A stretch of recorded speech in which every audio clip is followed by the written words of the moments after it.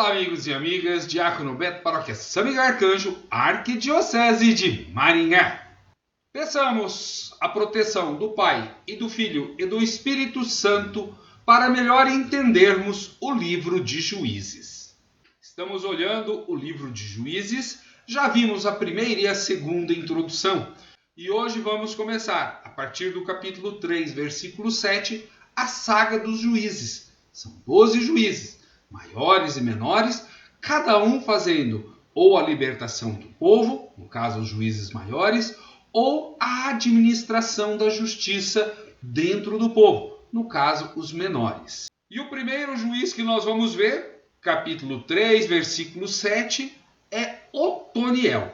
Os israelitas fizeram o que é mal aos olhos de Yahvé. Vocês se lembram que nós falamos que as histórias dos juízes sempre começam com o povo fazendo o que é mal aos olhos de Yahvé, ou seja, praticando a idolatria, abandonando a Deus, cultuando os deuses cananeus, os Baais ou as Acheras, e aí o povo se enfraquece e acaba perdendo aquele elo de união que é Yahvé e caindo na mão dos povos que estão lutando para retomar o seu território ou aqueles que vieram de mais longe e querem um novo território para morar. E o texto continua: esqueceram Yahvé, seu Deus, para servir os Baais e as Seras. Então a ira de Yahvé se acendeu contra Israel, os entregou nas mãos de Cusã-Rasataim, rei de Aram-Naaraim. E os israelitas serviram a Cusã-Rasataim durante 8 anos. Os israelitas clamaram a Yahvé, e Yahvé lhes suscitou um Salvador, que os libertou. Otoniel, filho de Cenez, irmão caçula de Caleb. O espírito de Yahvé esteve sobre ele, e ele julgou Israel e saiu à guerra. Yahvé entregou nas suas mãos Cusã-Rasataim, rei de Arã, e ele triunfou sobre Cusã-Rasataim.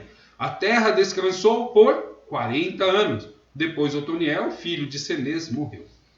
Aqui, coisas importantes. A ação é de Yahvé. A ação ruim é do povo de abandonar Yahvé. Clamam Yahvé, como que ouve novamente o clamor do povo, suscita um libertador, um juiz, nesse caso Otoniel, ele vai, faz a guerra, Yahvé o ajuda a vencer a guerra, ele tendo sucesso, o povo descansa em paz, sempre em idades redondas, correspondente a uma geração. 40 anos, uma geração. 80 anos, 2 gerações. 20 anos, meia geração.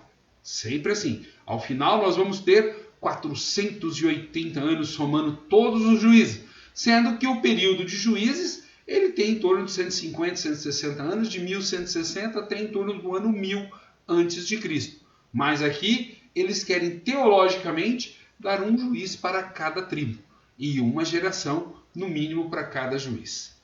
E ao final, sempre o juiz acaba morrendo ou acaba acontecendo algo não legal com ele. Aqui Otoniel, filho de Cenez, morreu só.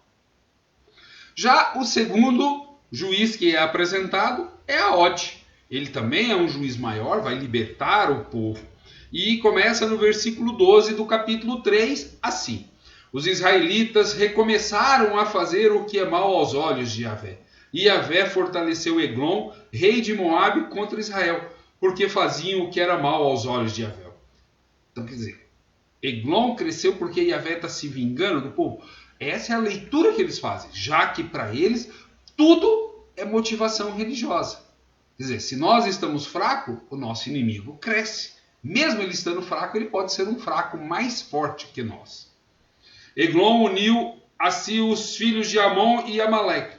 Marchou contra Israel, venceu, tomou posse da cidade das palmeiras. Os israelitas serviram a Eglon, rei de Moabe, 18 anos. Então os israelitas clamaram a Yahvé, e Yahvé lhes suscitou um salvador. Aod, filho de Gera, benjaminita, homem canhoto. Aqui já o canhoto, gente, é porque naquele tempo era um mau presságio. Alguém que trabalhasse com a mão esquerda como principal não tinha uma credibilidade. Mas como ele foi suscitado por Yahvé, ninguém falou nada. Por seu intermédio, os israelitas enviaram o tributo a Eglon, rei de Moabe. A Ode fez para si um punhal de 2 gumes, com o comprimento de 1 covar, grande, e cingiu debaixo da roupa, do lado direito. Foi depois levar o tributo a Eglon, rei de Moabe. Eglon era muito gordo. Uma vez entregue o tributo, a Ode despediu as pessoas que o trouxeram. Mas ele, ao chegar aos ídolos que estava perto de Gilgal, voltou e disse: tenho uma mensagem secreta para ti, ó rei.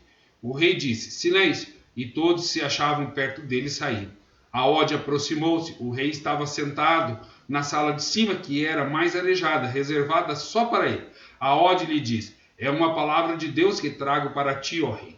O rei se levantou imediatamente da sua cadeira. Então a Ode estendeu a mão esquerda, apanhou o punhal acima da coxa direita e o cravou no ventre do rei. Até mesmo o punho entrou com a lâmina e a gordura se fechou sobre ela, porque a Ode não tinha retirado o punhal do seu ventre.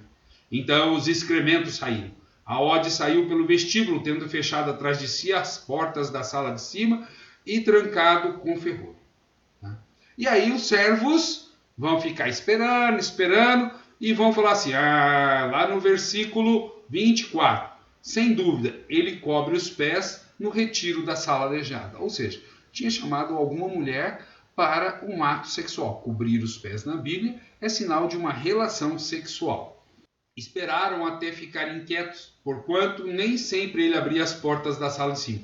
Por fim, tomaram a chave e abriram. O seu senhor jazia morto. Enquanto eles ficaram esperando, a Ode, escapou. Alcançou os ídolos, chegou com segurança à ceira. Assim que chegou, tocou a trombeta na montanha de Efraim, e os israelitas desceram com ele na montanha, ele à frente. E eles seguiam, e cortaram para Moabe a passagem de vals do Jordão, e não deixaram ninguém passar. Nesta ocasião, feriram 10.000 homens de Moabe, todos robustos e valentes, e nenhum escapou. Nesse dia, foi assim subjugado Moabe pela mão de Israel, e a terra viveu em paz 80 anos, 2 gerações. Tudo com a astúcia de Javé. Ele foi lá, matou o rei, deixou trancado, fugiu, chamou os seus amigos dessa cidade das palmeiras, quer dizer, não é todo o território, mas um lugar que está sendo afetado, e quando um está, todos estão, é uma confederação das tribos, e ele liberta o povo. E o povo viveu 80 anos em paz. E mais nada se fala do... E por último, Zangar. Versículo 31. Depois dele veio Zangar, filho de Anate, que feriu 600 filisteus com uma guilhada de bois. Ele também salvou Israel. Mas não fala mais nada. Inclusive, Zangar não é um nome próprio dos israelitas, dos judeus. É um nome estrangeiro. Então, em alguns lugares ele é tido como maior, porque ele libertou o povo, salvou Israel, mas na grande maioria dos autores a gente vê ele como um juiz menor, que apesar de ter com uma guilhada de boi ferido 600 homens, não se tem nada mais sobre ele.